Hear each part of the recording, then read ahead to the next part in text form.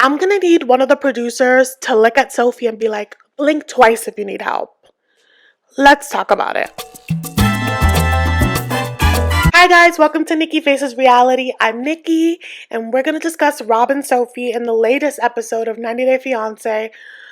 Oh, that's my initial reaction. I'm just like, he is so exhausting, and I want to help this girl so badly.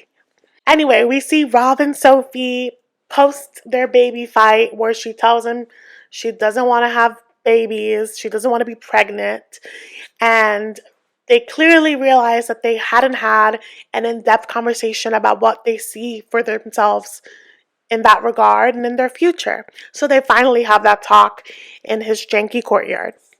He's going into it already knowing that this is a deal breaker for him. He can't imagine a future without a family. But he realizes that it's not up to him. Rob is like, she should be with someone that matches her ideals.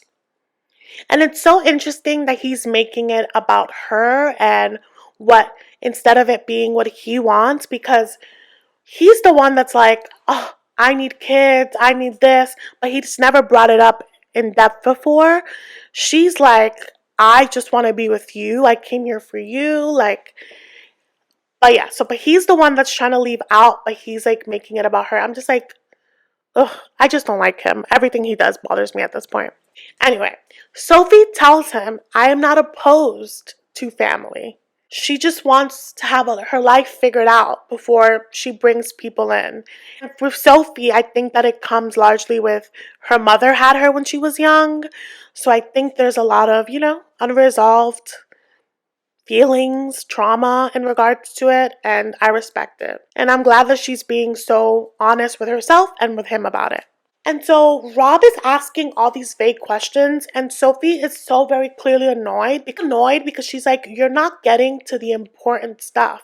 Like, how can you say that you love me, but you've never asked me in depth about this life or death situation that I had? She had that really serious health condition within her ovaries, and she never imagined herself pregnant. And kids, like, she likes kids, but she was already getting used to the idea of never being a mother. But she loves him and she wants to build a life with him, so she's willing to consider options. And the options right now would be adoption or surrogacy. He says he doesn't want to force her into a life that she doesn't want. He wants her to really think about it. And it's probably the only reasonable thing he has said the last X amount of episodes. Anyway, they're getting ready for the club, and y'all. So Rob invited his friend Tyree, whoever his name is. You know the one that helped him choreograph that stupid dance of his, and then the one that was accusing Sophie of being on apps to date because he saw her, even though she was on the friend side. So she does the smart thing and she's like, I'm not about to be stuck with these two doofuses. I'm going to invite a friend. A friend who she actually met on said app. So this is finally her proof. This is her moment, right? So Rob and Sophie are outside the club. The friend Tyree is there. And so they're like saying hellos, and he's basically, I don't like his vibe, and it makes sense because birds of a feather flock together. So it makes sense that he's Rob's bestie. He's like, he goes to hug Sophie, and Sophie's very clearly uncomfortable. And he's like, oh, I finally see you. You've been hiding. And it's like, she doesn't have to see you. Also, you make it very clear that you don't like her. And he goes and asks her a shady question like, oh, so you made any friends? Because he's trying to get at her about the app thing because he will not let it go. So I'm like, did Sophie cheat on you? Like, what is this animosity? Anyway, Sophie's like, yeah, my friend is actually coming. And so the friend pulls up. She looks exactly like Sophie. They're in the club, they're getting drinks. And the boys waste no time in interrogating Sophie's friend Soraya. Immediately, they're like, so is it true that you guys met on the app? And Soraya's like, yeah. It's like we were on the friend side. We met, you know? And he's not satisfied with that answer. He goes to ask her an intrusive question, and he's like, oh, wait, so are you into girls? And Soraya's like, no, but Sophie's into girls, but no one knows this, including Soraya. So Sophie's like drinking her drink, just looking away, trying to not make it hot, doing her best to not make it obvious. But Sophie has yet to tell Rob about her sexuality. But she says this is not the time to reveal that, and I agree. The club with alcohol in the mix, it's not the time. She does realize, though, that she needs to come clean soon because they're planning their future and he should know. But now, the juicy part of this episode. We see them like 10 days later, I think. Sophie has called the producers. She's in this nice location, and I'm like, okay, where are we? She left Rob's place and got her own spot because she went through his phone. I need to get into the girl math of it all. Sophie had a dream. And I just want to say, babies, whenever we say we have dreams about our boyfriends cheating on us, it's more so the doubts that were already in there. We've already seen them move funny. And so our dreams are just a reflection of what we already believe. But of course, the delusional in us sees those dreams as signs. So Sophie, who already does not trust her fiance, has a dream that he's been cheating on her. And so she goes to his phone, doesn't see anything. She goes to his apps, and boom, she finds an app where there are a bunch of nasty videos, texts of him flirting, of him asking for things, of him doing things to himself with said things. Yeah. And as we know, this is the second time that he has done this. And then they show us footage, I guess that Sophie had recorded on her phone, of him having a meltdown because he's been caught. Just full meltdown.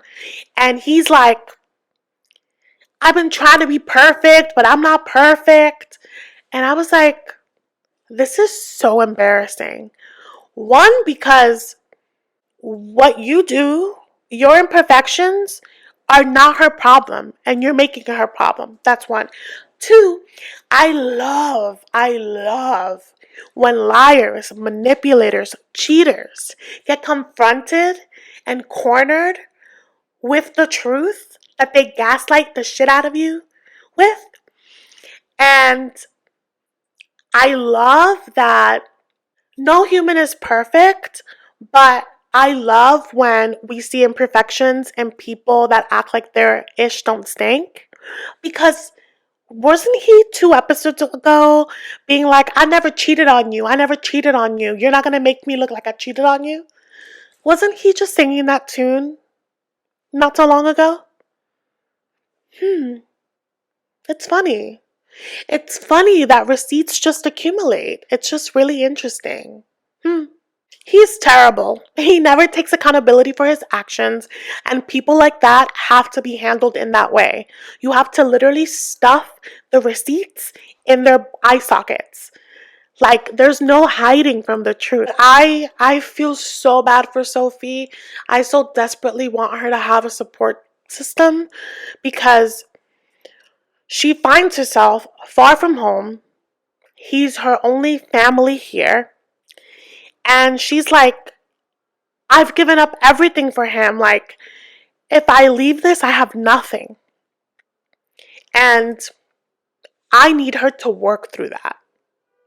She needs to let go of the shame because people like that only get worse, especially when they know that they can get away with it. I also think it's very telling that in every situation that he has messed up, he has not apologized. In that situation, we didn't get to see the fallout of the first time that he was cheating on her virtually, but this second time, she has it on video. He not once said, babe, I'm sorry, like I messed up. No, what he says is, I'm not perfect. That's like, there's no remorse. There's no accountability.